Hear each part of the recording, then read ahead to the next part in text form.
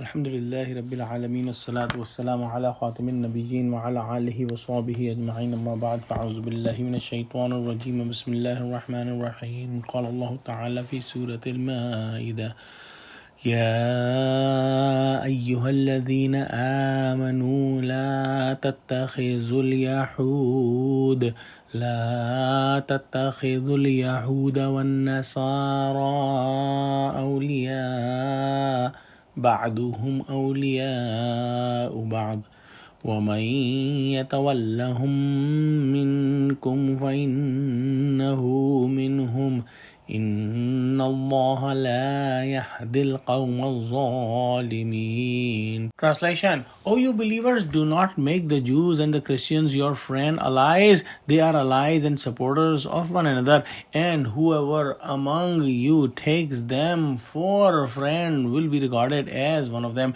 Surely Allah do not guide the unjust wrong-doing people. Hazrat Ibadah ibn Samit Razillah Ta'ala anhu, who belonged to the tribe of Hazraj in Medina, said, O Prophet Muhammad Sallallahu Alaihi Wasallam, there are many Jew friends that I have.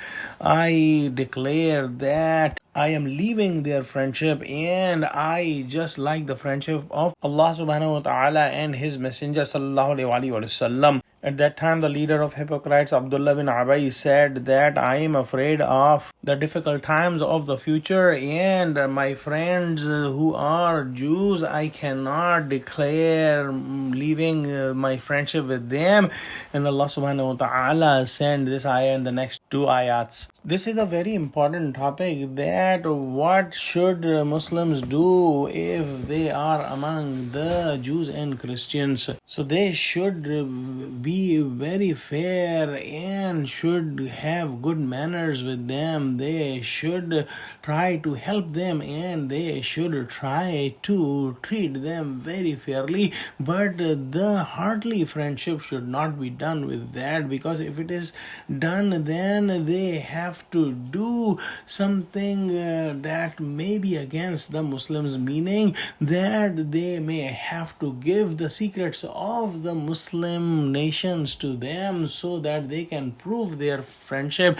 And if they are doing so, they are working against the Muslims, which is not permissible in Islam. That's the reason the Muslims who have true belief don't make Jews and Christians their true friends, so that they don't have to act against the Muslims. On the other hand, those people who have very weak iman or who don't have iman and who only care about this world try to make Jews and Christians their friends, so that if there is any difficult time coming in the future, they expect that the Jews and Christians will help them. These type of people were present at the time of Prophet Muhammad sallallahu alaihi wasallam, and the prime example is Abdullah bin Abai, who was the leader of hypocrites. And even today these people are present. We see that the people among Muslims are treacherous against Muslim governments and try to work for the other non-Muslim governments and try to sell the secrets of the government to these people, and they are not Muslims and they don't have iman in their hearts. These people think that they are very smart people, and in their hearts they think that they are deceiving Muslims and they are deceiving Allah subhanahu wa ta'ala. However, in reality,